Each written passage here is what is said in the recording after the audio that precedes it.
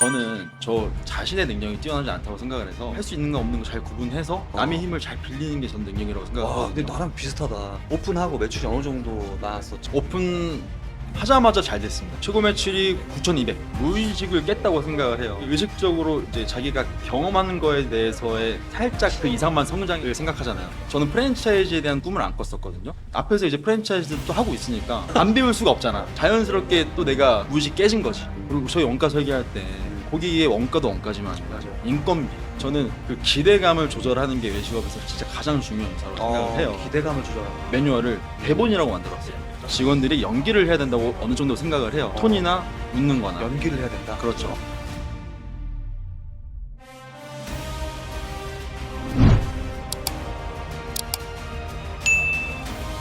뭉텅이라는 그 브랜드 상호명은 7월부터 논의를 해서 그런 같이 거죠. 설계를 한 건데 네네. 대표님 뭉텅 어때요? 그렇게 했을 때 듣자마자 입에 너무 탁 붙는 거야. 근데 이거를 이제 음. 뭉텅이라고는 고깃집을 하고 있습니다 하면은 음. 다들 엄청 호감으로 괜찮나 봐요. 네이밍이. 정감 가는 어감인 것 같아. 사실 저는 저 자신의 능력이 뛰어나지 않다고 생각을 해서 이렇게 남의 힘을 많이 빌리려고 해요. 뭉텅이라는 상호도 친한 대표님이 힌트로 던진 거를 제가 너무 좋아서 한 겁니다. 대표님이 한 게 아니고. 네네. 저는 대표님이 한 줄 알았어요. 어떻게 제가 다 잘해요. 할 수 있는 거 없는 거 잘 구분해서 남의 힘을 잘 빌리는 게 전 능력이라고 와, 생각하거든요. 근데 나랑 비슷하다. 저도 메타인지가 되게 중요하다고 생각하거든요. 네. 내가 뭘 못하고 내가 뭘 알고 있고 내가 뭘 잘하는지 이거 구분해야 되는데. 그래서 원가 설계도 제가 거의 다 맡겼잖아요. 그러니까.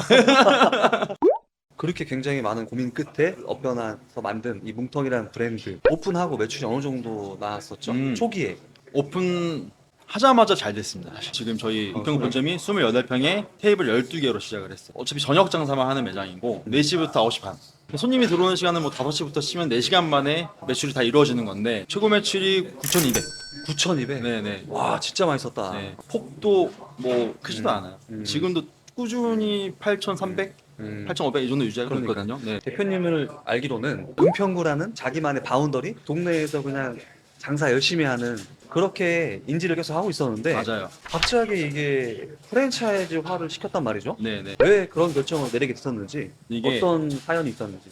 저는 무의식을 깼다고 생각을 해요. 무의식? 네네. 이게 의식적으로 이제 자기가 경험하는 거에 대해서의 살짝 그 이상만 성장을 생각하잖아요. 그렇죠. 어떤 누군가를 만나지 않는 이상, 아니면 자기가 무의식을 스스로 깨지 않는 이상, 스스로 그런 의식을 깨는 것 자체는 저는 엄청 어렵다고 생각을 하거든요. 형 처음에 그거 아세요? 컨설팅 시작했을 때 프랜차이즈 대표 아니셨어요.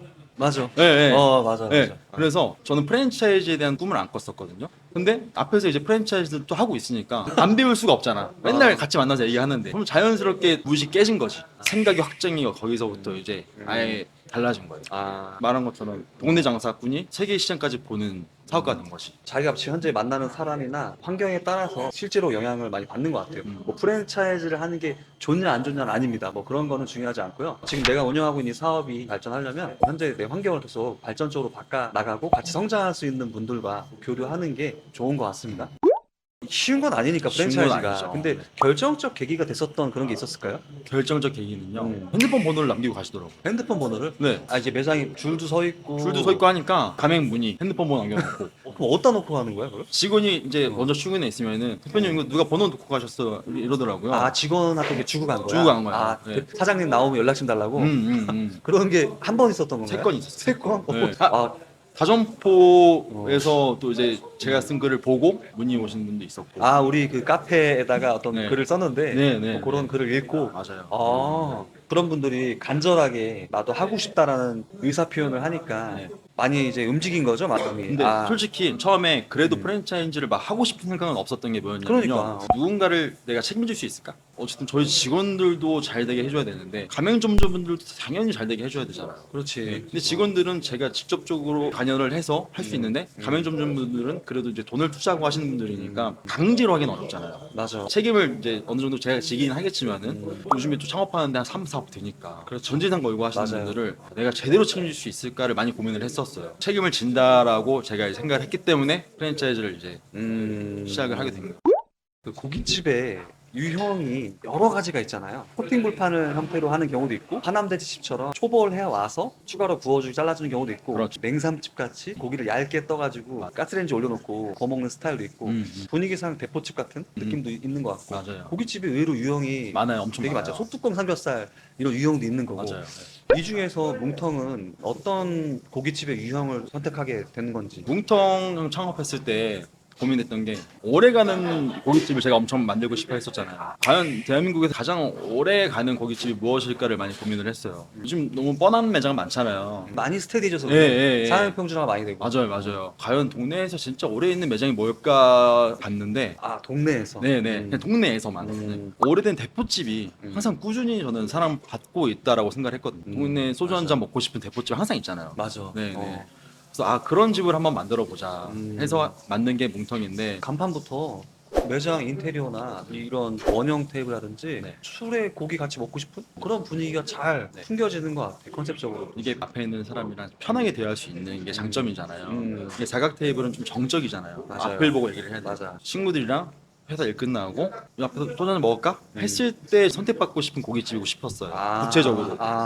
인테리어 삐까뻔쩍에 되게 세련되고 막 그런 거보다는 네. 사랑방처럼 소주 한 잔에 그렇죠. 고기 먹으면서 담소 나눌 수 있는 곳. 네네. 어, 그 중에서도 저는 생각한 게 그런 대포집에 가면은 음, 불편한 게 항상 있잖아요. 위생이 안 좋거나 고기는 괜찮은데 반찬이 맛이 없거나 저는 그 빈틈이 항상 있었다고 봤어요. 대포집에서 이제 그걸 다 보완해서 만든 게 뭉텅인 거죠. 그리고 저희 원가 설계할 때 고기의 원가도 원가지만은 맞아요. 인건비 맞아요. 인건비에 대해서 엄청 얘기를 많이 했었잖아요. 그렇죠. 예를 들어서 고기를 구워주게 되면 인건비가 많이 그렇죠. 올라가는 케이스가 되니까 네. 고기를 안 구워줘야 하는 건지 절반만 구워주고 맞아요.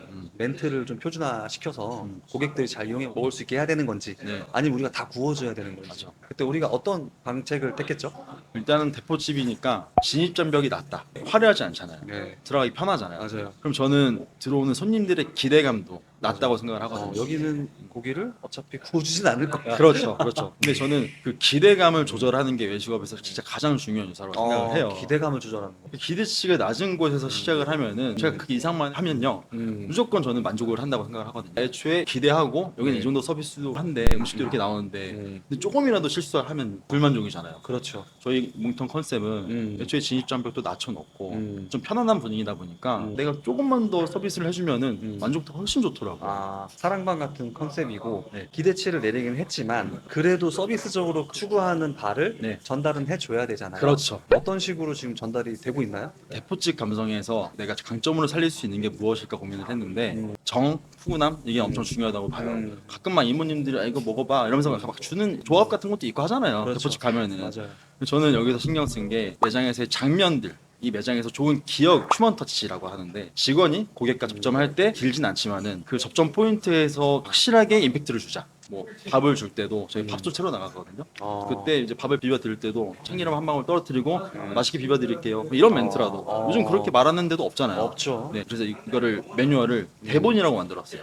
직원들이 연기를 해야 된다고 어느 정도 생각을 해요. 톤이나 웃는 거나 연기를 해야 된다. 그렇죠. 설계를 해놓은 게 뭐 고기 나갈 때나 사이드 나갈 때 액션 취하고 톤 이렇게 얘기를 하고 멘트 한번 던져야 된다. 맞아요. 이거는 온 알바한테도 내일 교육이 돼요. 근데 이 서비스 감독 고기 구워주고 하는 거는 아시잖아요. 일주일, 2주일 넘게 걸리거든요. 맞아. 네, 그럼 운영상 그 친구가 또 그만두면은 또 오버티어를 메꾸면 인건비 이중. 그렇죠. 이중부가. 근데 저희는 바로 교체돼도 대본 주고 호칭 살짝만 해줘도 되거든요. 운영에서도 쉽죠. 그걸 다 대본을 표준화시켜서 모든 직원, 알바생들이 그렇게 할 수 있게. 네네. 완전 뭉텅만의 서비스 방침 교육 매뉴얼이네요. 그죠. 서비스 강사해도 되겠는데? 만약에 매장에서만 매일같이 일했다라고 한다면 이런 생각이나 이런 사고관이나 시야나 이런 노하우를 스스로 갖기 아마 어려웠을 겁니다. 어렵죠. 그렇죠. 지금 이게 많은 강의라든지 장사 잘하는 사람들 노하우를 배운다든지 또 벤치마킹을 굉장히 많이 가잖아요. 그죠. 네. 오늘 이 뭉텅이 브랜드 컨셉 그 서비스의 특징에 대해서 노하우를 지금 알려줬는데 대표님의 노하우도 있겠지만 대표님이 자신 있게 본인만의 이 특장점을 만든 거잖아요. 이렇게 하려면 먼저 많은 곳을 벤치마킹 해야 됩니다. 적어도 100개? 100개가 뭐야? 어느 정도 잘 되는 곳, 유명하거나 아니면 특징적인 곳들은 다 찾아서 그렇죠. 최대한 많이 가봐야 되죠. 가죠. 네, 많이 가고 나서 그 중에서 취향에 맞는 그런 식당들이 있을 거예요. 그럼 그 식당을 롤모델로 삼아서 내가 조금 더 재해석하는 능력을 좀 키우시면 좋을 것 같습니다. 대표님만의 벤치마킹을 할 때 네. 팁이 있나요? 네, 지금 면식업은 기획형이 있다고 생각하고 이제 맛집 중에서는 오래된 노포가 있다고 봐요. 이게 결국에는 다 자기만의 세계관으로 매장이 나오는 거잖아요. 그렇죠. 그러니까 자기가 경험하지 않으면 그 매장을 낼 수가 없거든요. 본격적으로 프랜차이즈 이제 하고 나서 좀 몇 개월 만에 지금 몇 개 계약을 좀 했는지 좀 알려주면 좋을 것 같아요. 내가 과연 프랜차이즈가 대표가 될 수 있을까? 저는 못할 거라고 생각했어요, 무조건. 근데 이제 다점포 만나면서 자주 얘기를 듣고 또 앞에서 하고 있으니까 그냥 자연스럽게 이게 거의 일주일에 한 두세 번씩 뭐 있냐 뭐 있냐 물어보는 것 같은데. 그냥 이래 여기서 프랜차이즈 본사 같은 경우는 홍보 방식이 어려워. 어렵지. 두 가지 방식 다 해야 돼. 맞아요. 그러니까 매장을 이용한 고객에게도 마케팅을 해야 되지만 또 예비 창업자, 가맹점주들에 대한 그 홍보도 해야 되니까 이 맞아요. 두 가지 경로에 대한 홍보를 같이 해야 되니까. 네네네. 저는 그렇게 따지면 마케팅 비용 몇 천만 원이 뭐야? 뭐야? 그 억대는 아꼈을걸요?